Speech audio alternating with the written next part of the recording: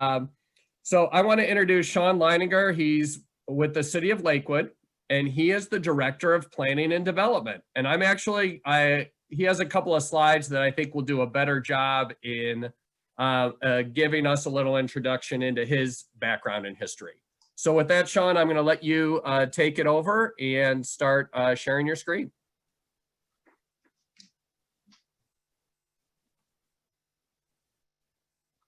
You might be on mute. There we go. Volume on your right. There you go. Just to make sure, can everybody see a full screen of a slide that shows the solstice steps?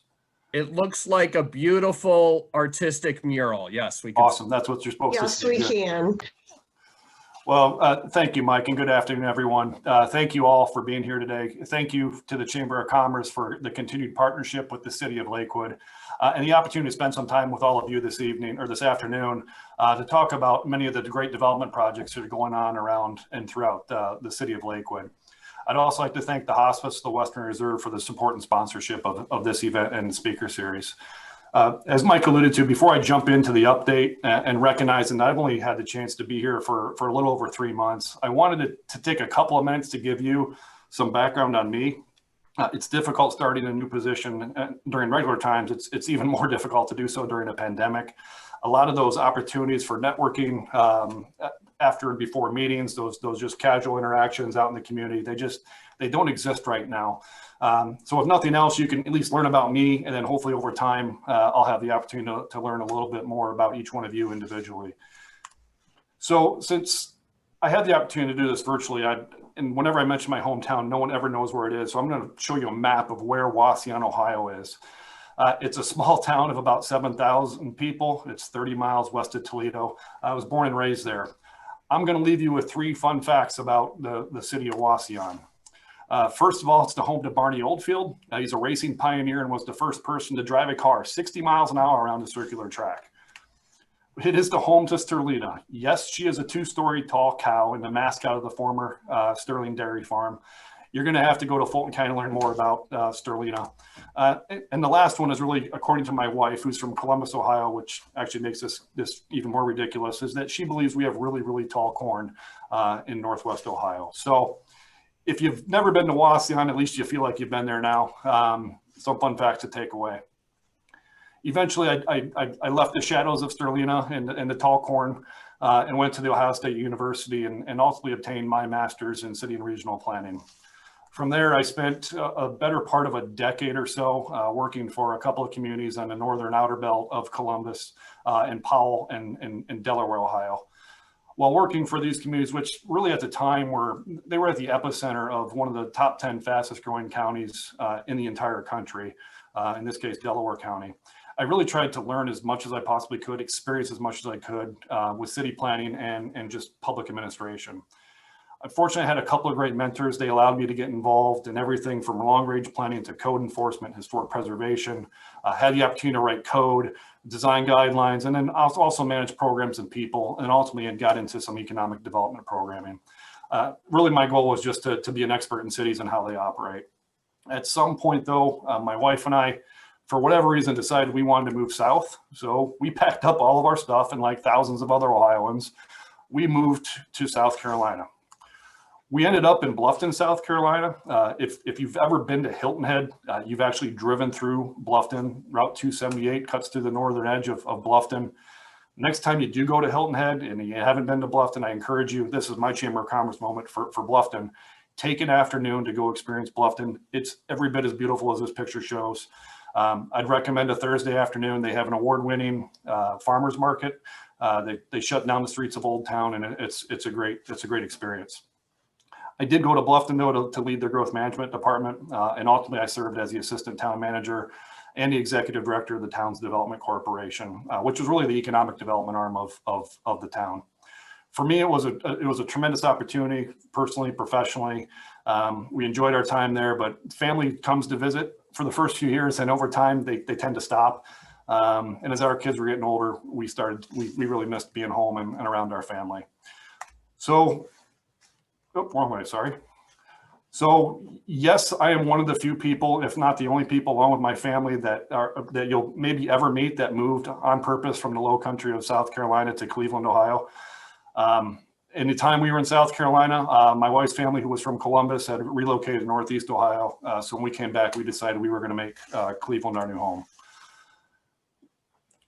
When I came back to Cleveland, I had a really interesting opportunity with the city of Fairview Park to take over or to lead their public service and their development department, really kind of building off that public administration and planning experience that I had developed while in Bluffton. And then more recently, prior to coming to the city of Lakewood and joining Mayor George and her administration, I spent some time as the executive director of the Cuyahoga County Planning Commission. Throughout all of my stops, one of the things that I've really been a focus of everything that I've done, everything that the communities I've been with have been focused on, is this idea of placemaking. And really it's envisioning, creating, maintaining high quality places. And the strategy is really simple. People want to live and work in high quality places. Businesses need people, places need businesses. And so you create this ecosystem around the sense of place that everybody can build from and draw upon. And really that's what ultimately was really attracted me to Lakewood. Lakewood gets that mentality. They're executing that mentality. So it's great to be part of a community where you can push this rather than pull this ideology. Moving a little bit more into the focus on Lakewood, I've been asked a few times since I've arrived, what's my vision for Lakewood? The short answer is the vision belongs to the community. My job and the job of the planners, the job of the planning development department is really to identify and implement that vision. And we do that through a lot of different ways, but one way is community engagement. And that comes in a lot of different forms.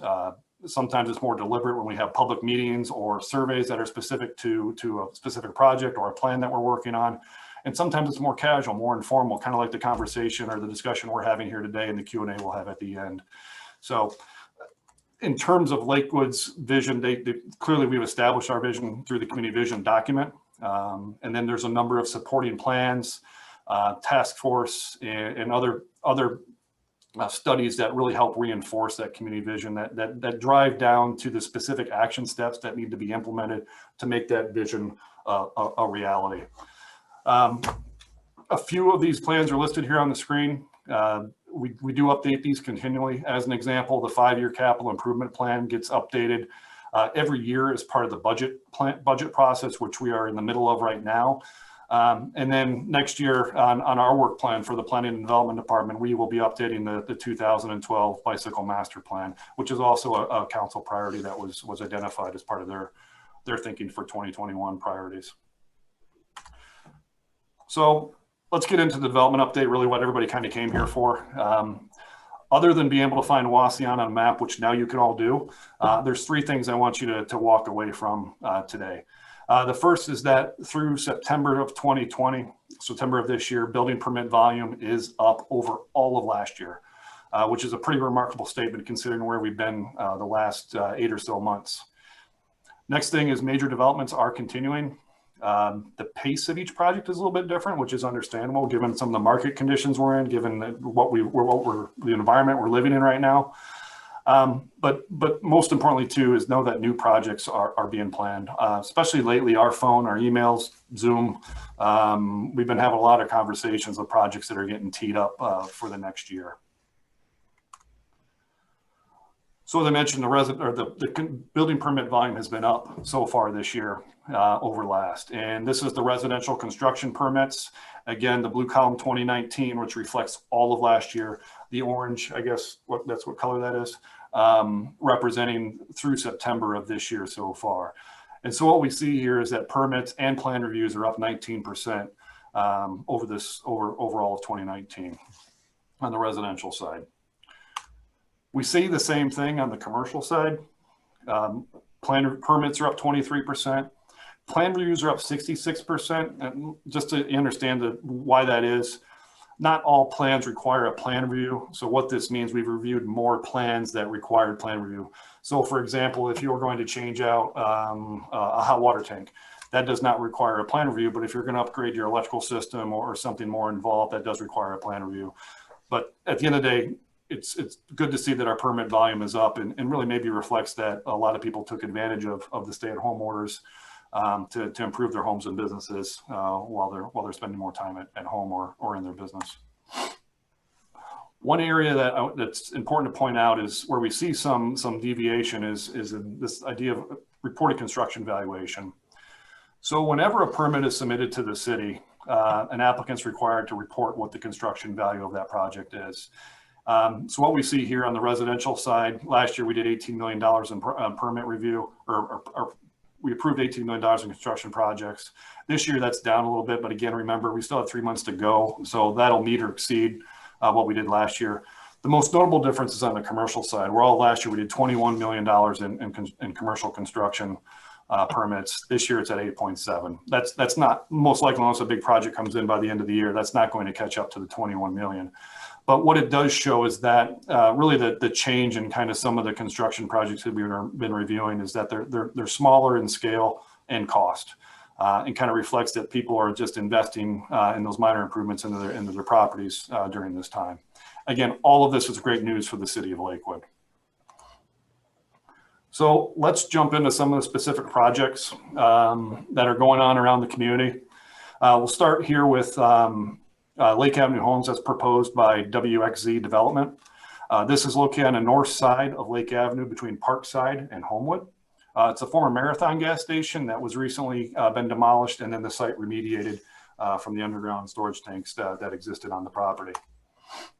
It's a 4-unit development with attached single-family homes in a 2x2 format that from Lake Avenue really have the appearance of single-family homes, and I'll show you what I mean by that in some slides. So if you're not familiar with the project, what I mean when they're attached, and hopefully you can see my cursor here. There's 2 homes that front Lake Avenue. They are then, each one of these is then attached by the garage to a second unit that sits at the back of the site. And then there's a common courtyard or shared courtyard in the middle with the garage entries coming down the side. Just to let you know, your cursor is good, Sean. We could see Awesome. it. And you're doing perfect on time. We still have about 15 to 20 minutes. Excellent. Thank you, Mike. So the ability to include these additional units at the back of the property really allowed WXZ Development to make this project possible. There are a lot of additional costs involved as a result of the remediation. So to be able to add some density, add some value to the property and made the project feasible. And the developer and the city worked together with the neighborhood to come to this result. So this is what the project looks like from Lake Avenue. Looking into the property, as I mentioned, from head on, it looks exactly like just 2 single-family homes sitting on the property, not unlike the surrounding neighborhood that it sits within. It's really when we come off to the side, you really only get these kind of peekaboo looks into the side of the property where you can see the connection back to the second home. So this project is currently underway with some grading activity. Utilities are will be installed soon. And then the current plan is to get the foundation set before winter so that vertical construction can hopefully continue on through the winter time. The next project is the Marlowe Park Townhomes, which will be located on a portion of the St. Clements Parish, where the former school is located at the corner of Marlowe and Madison. And to keep you on your toes, I'm going to reorient the site here. So Madison is over to the left now. And Marlowe's down at the bottom. This is a Liberty Development project that'll begin by the end of the year with 16 townhomes that'll be fronting both Madison and Marlowe. Some the architectural concepts that were approved by our ABR. This is facing Madison. Really, they're brick walk-ups with flat roofs to be more respectful of the Madison commercial corridor that they front on. And then when you make the turn to the townhomes that are going to be on facing Marlowe, I really take on a more residential appearance with lap siding and gabled roofs. And again, this project hopefully will be up and running here by the end of the year. Next up is the redevelopment of the former Buy Right store in the Birdtown Historic District. This is at the corner of Madison and Robin. I'm going to try to keep the orientations consistent for you the rest of the way. This project was recently awarded some historic tax credits from the state of Ohio to the tune of about $650,000. Jim Makito, who's a resident of Lakewood, is the owner and also the owner of the popular Forest City Shuffleboard is the developer and is working to take and convert the existing building into 18 residential units with retail office on the first floor, or residential units then on the upper floors. The image that you see here, of course, the images on the right are existing condition, and then the other photos are from the 1959 county property tax card. Really the intent, and as part of the historic tax credits, the intent is to bring the building back to its original presence prior to 1959, even in the photo I shared. But this is facing Madison, removing the awning that we saw in the original picture, restoring that facade to its original condition. And then really a new element that's being shown here, this clouded area is actually a new stairwell and elevator to help support the overall project and the residential uses on the upper floors. Looking at the view from Robin, again, commercial storefront up on the corner, residential back, behind, and above, residential on the first floor behind. Has a little bit of a rooftop amenity, which was coming to be more and more common. We'll have a number of projects that we'll talk about that have a rooftop amenity. And actually, I had a chance Jim was gracious enough when I first started to take me on a tour of this building. Had an opportunity to walk through it, and there's some really interesting historical elements within the building that still exist. But really the views when you get up onto that third floor and from those units, we didn't get up on the roof. I can only imagine it's even better. But those views, you can see the lake and you can see the downtown skyline from these units. So it's a really great project, and glad to see it happening. So this project will hopefully be starting very soon, pending approval of building permits. The next two projects are really significant. Actually, the next three projects are really significant for the Detroit corridor. Both of these projects I'm going to talk about next are proposed by the Jerome Solom Development Company. Even though they hang their shingle in Columbus, they are represented here locally by resident Alex Solov.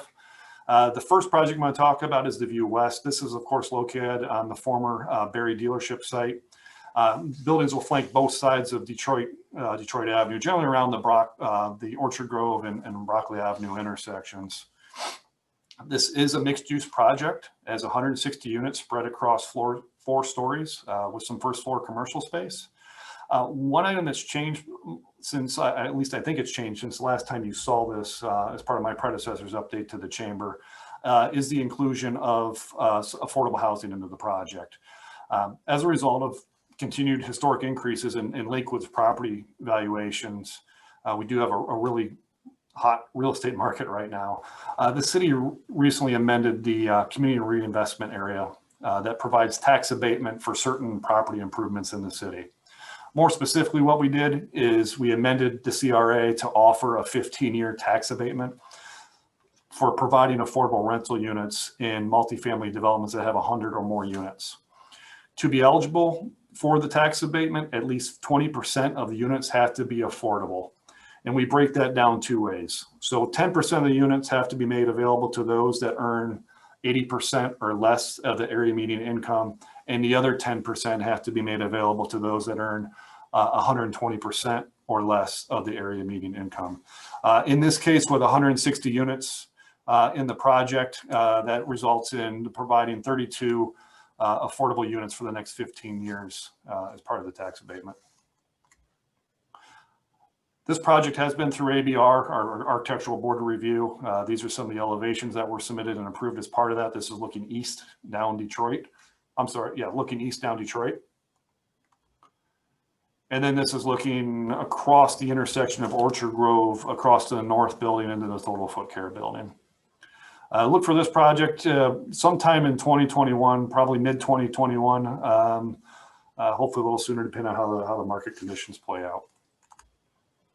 The other project, the other solar project, is located a little bit farther east down Detroit on the south side between Bunce and Wyandotte. No questions at the end. I think I have a very quick question in the chat, though, on the first Solov. Is the parking lot flat, or is it going to have levels to it? Nope, the parking lot is surface parking. Okay, thank you. We can move on. Okay. So this second project is essentially a smaller sibling to the West project. It has 120 residential units, so 40 less units. It also follows the same affordable rental unit model that we discussed previously. So 20% of 12 is 24 affordable units that will be made available for the next 15 years. We're excited about both of the projects. This one's a little bit further behind than in the approval and design process than the other one, so I don't really have any pretty pictures of the building design yet to share with you. But look for this project to be a little bit later than the Barry Buick site. As I mentioned, there's a third project that's relatively recent introduction to the city. This is at our Eastern Gateway at Detroit and Hurd, just a block off of 117. This is the Fieldhouse project, and coming very soon. We'll also include the Fantasy Nightclub as a rehabilitation, which together this will be a transformative anchor to our East Gateway to the community. The Fieldhouse, located here on Hurd Avenue, is a rehab and expansion of the former Mac Products Company, located directly behind the Fantasy Nightclub. This is an current image of the property. Daniel Budish and Betsy Figge are leading development that's going to take and convert this manufacturing space into an LGBTQ entertainment and restaurant venue that's going to support a Latinx restaurant, pizza kitchen. They're going to have a gym with a mezzanine track up at the top, with fitness, volleyball, and dodgeball, all in support of the Stonewall sports community and the leagues that they offer. So this is what's being proposed as far as the renovation, expanding some space up on the second floor. And this is the first phase of a multi-phase project that, as I mentioned, will include a historic rehabilitation of the former Fantasy Nightclub, ultimately to provide a range of opportunities and support for the LGBTQ community. Look for this project early 2021. The Fantasy Rehab we'll start working through the tax credits, its approval design process, and next year with construction most likely 2022.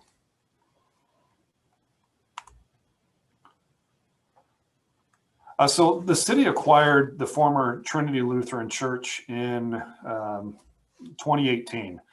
This site's located on the north side of Detroit between Hall and Westlake. And really the city went and purchased this property in response to a lot of the development pressures that it was facing. If some of those developments would have come to light, most likely the building would have been lost. We would have lost this historic structure on our Detroit corridor. So after acquiring the property, the city issued an RFP to solicit interest from the development community with the ultimate goal being to rehab the site. Ultimately, we selected local developer Frank Scalish and his team at Scalish Construction. So Scalish is proposing to rehab the existing church for office and multi-purpose use, rehab the classroom addition for 8 residential units, rehab the commercial storefronts back into commercial use, and then propose a new structure here, a carriage house that will have 9 units in it as well. The project is currently pending or State of Ohio award of historic tax credits. Really hopeful that the state recognizes the public-private partnership that we've formed and the efforts that we're taking to save this historic church on our commercial corridor. Really looking forward to getting some news on that in December, some positive news on that in December, and then seeing this project move forward next year. So I joked with Patty about this, just full disclosure. I joked with Patty I should just skip this and see if anyone notices if I don't talk about the downtown redevelopment site. I ended up putting it in here because I know you're going to have questions. You'll notice that I didn't talk about it, but just to give you a quick update on where we are. So the project, of course, has and remains the highest priority for the city. Obviously, what you've read and heard is the city and Kearney are going our separate ways. That's okay. We're going to go do great things on our own. At the end of the day, the community goals and objectives for this property have not changed. We are focused on the future and trying to move forward with a new developer. There's probably a couple different ways we can get there. And really that's where we're working on right now is how do we move this site forward? So in the meantime, stay tuned. We'll have more on this project, hopefully very soon. Shawn, we could probably spend an hour talking about that alone. So I appreciate you touching on it. Just to give you a heads up, we got about 5 to 10 minutes on your content, and I think we're doing fine timing wise. Okay, I think we're good on time then. So good, thank you. So I want to shift over now to a couple projects that the city has been developing. The first is the renovation of Wagar Park. It's actually nearly complete. Really, the only thing we're waiting on is hopefully this good weather we have outside right now will help the seed really take root, and we can take down the fences and have a soft opening for the property or for the site. One item we do have yet to complete is there's a public art component. Where Rosewood Avenue, Rosewood's still marked on here, but Rosewood in this location doesn't exist anymore. We have a public art component that will be complete in the spring of next year. But stay tuned. We're hopeful to have an official grand opening for what really this park deserves. The amount of work and change that's happened in this site over the last year. Hopefully the pandemic will allow us to have a grand opening sometime in late spring or early summer next year. Also, you notice the drone image that we have. This was provided by Two Mile Heavy Industries, which is a resident local business. They've been gracious enough to go out and take some images for us and share them with us. So thank you for the imagery. We are nearly complete on the design documents for pedestrian safety improvements on Detroit Avenue between Sloan and Graber. This project will really take and make permanent the painted curb lines that you see out there now and reduce a lane out of Detroit to support the continuation of the Metro Parks all-purpose trail along Valley Parkway as it comes along and out to Detroit, and then continue along the south side of Detroit before it wraps up into and ties into Graber. We have a larger project that we're working on right now as a group with county planning, the Metro Parks, and the City of Rocky River, where we're trying to understand all the pedestrian connections through and around our cities and the Metro Parks. And so now the next generation of this is to figure out how do we get from Detroit and Graber to other points in our community, back over to Rocky River and back into the Metro Parks. So stay tuned on that. The other thing that we're trying to accomplish with this is really to create a greener, softer gateway into the community, particularly at the Sloan intersection and really at this bend in Detroit at Graber. What I mean by that is these are the existing conditions at the top. So this is the northeast corner looking back into Blackbird Bakery. You can see the existing paint lines that I mentioned. So we're basically bringing the curb and pedestrian amenities, street amenities out to that line, introducing some high quality materials, introducing some landscape. And then this is shown as a seawall. This is not a seawall. This is just really a placeholder for opportunities to some Lakewood themed public art. Really announce your gateway into our community. And there's a couple of spots where we have opportunities to introduce that through the corridor. The other location then is in front of Harry Buffalo. Again, extending that curb line out, taking advantage of some excess pavement by creating outdoor seating areas, some green space, some landscaping, and another opportunity for that thematic public art that I mentioned previously. Although this is a city project, the Metro Parks have been are a partner in this. They're going to be maintaining that trail connection I mentioned previously. So certainly we appreciate their support and partnership through this project and look forward to continuing to work with them on this and other projects in the future. Kind of building off that sense of place that we showed on the last slide and my conversation earlier, the city maintains it's relatively new, but it's a very robust program for public art. It's called Spectacular-Vernacular. And what this does is it creates— On one quick follow-up question, I think it'll just be 10 seconds. Sloan, when's the date on that? Oh, yeah, good point. I should have mentioned that. So construction documents are wrapping up now. We hope to go out to bid then here before the end of the year with construction start in as soon as February, weather permitting. Okay, so action certainly by the spring then. Action by the spring. Okay, go ahead. Okay. Yep. So we do maintain this public art program that really creates public-private partnerships when supporting public art on private buildings. As I mentioned, for those that weren't on in the preview call before, I mentioned just yesterday, there's an example of a project going up on the side of Aladdin's. These are a few examples throughout the community, but check out Aladdin's. That just went up yesterday. It's a really exciting project and is good or better than the examples we have shown here. Also, if you're a building owner in the community and you're interested in this program, the applications are closed for this year, but look forward for them late winter, early spring next year to continue some of these great projects that we have.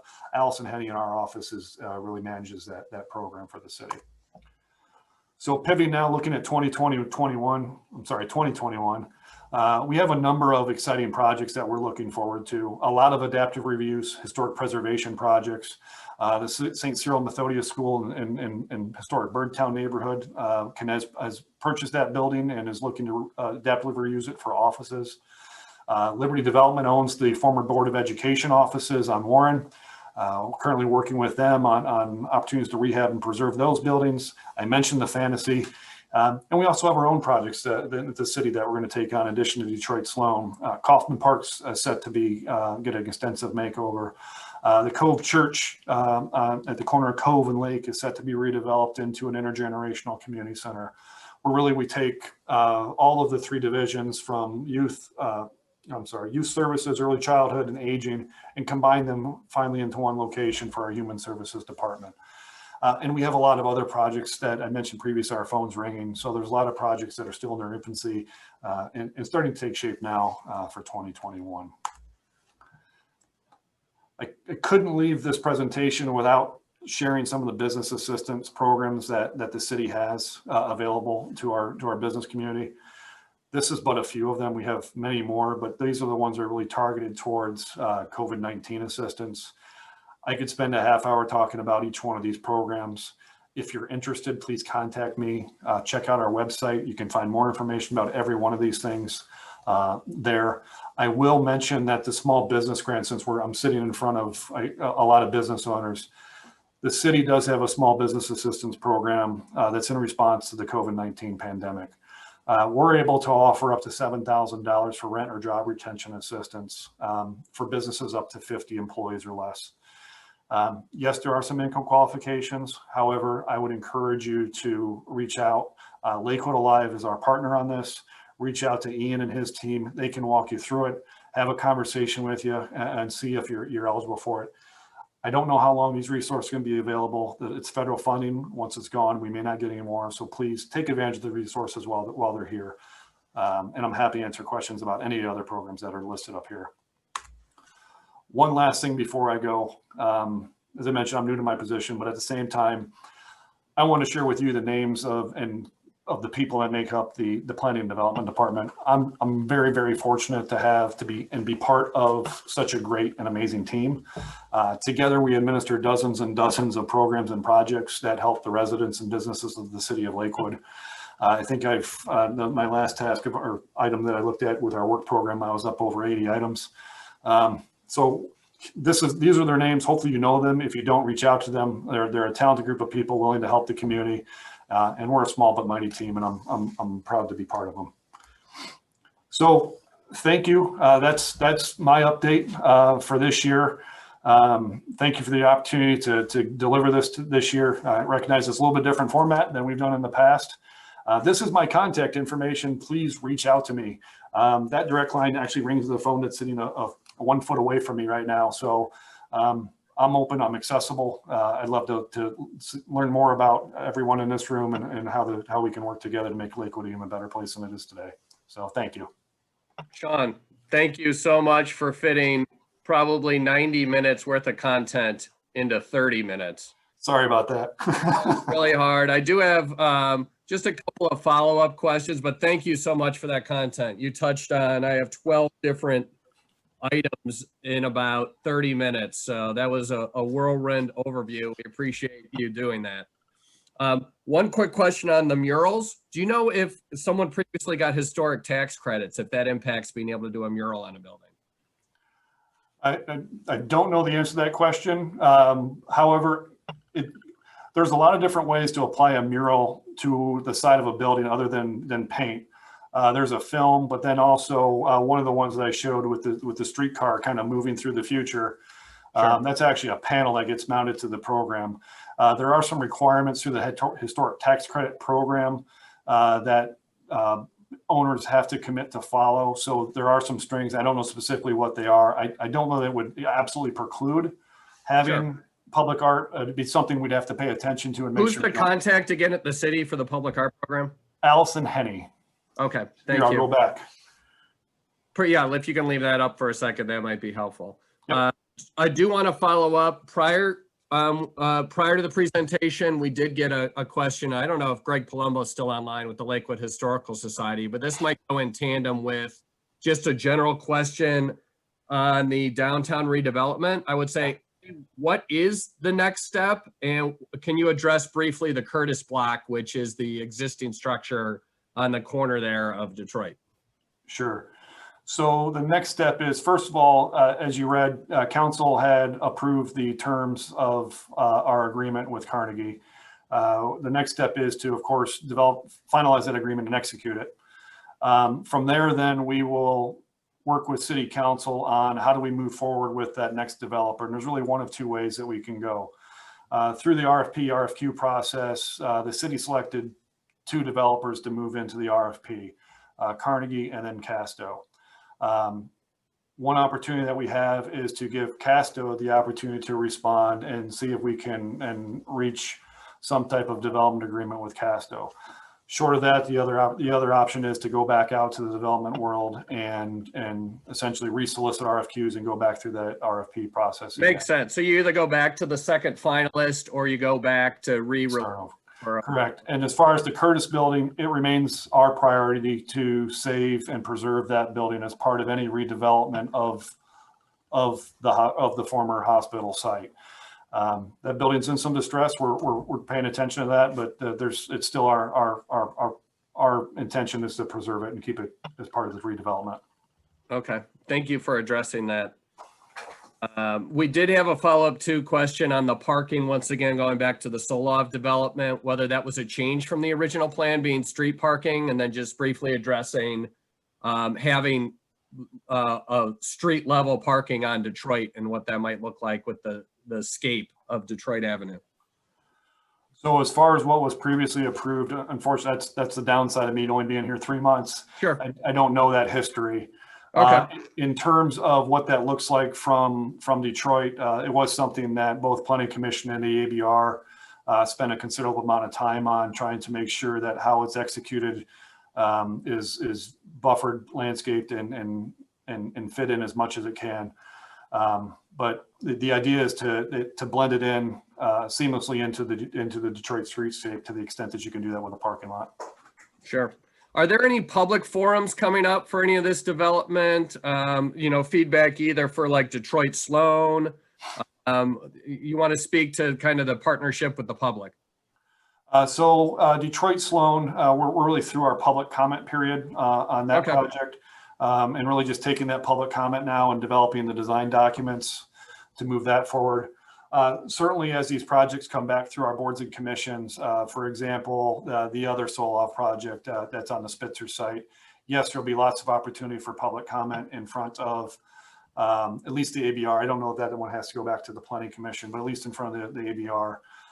The hospital site, yes, absolutely. There was a robust public involvement process through that, and that would continue and stay the case as we move forward with any decisions on that property. So yes, it's project specific, Mike, but yes, there will be opportunities, and just watch the city website, watch our social media pages for those opportunities.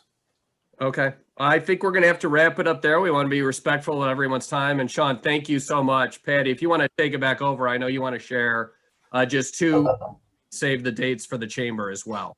If everyone can hang with us, we'd really appreciate it.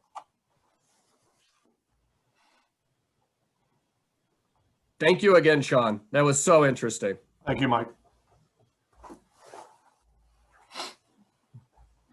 You're getting lots of kudos in the chat. Okay. We are. Thank you, Shawn, and thank you everyone for joining us today on Zoom. We did the Q&A, but up next is another virtual luncheon. This one will be with the Rocky River Chamber. It's an annual tradition. The date is Thursday, November 19th. And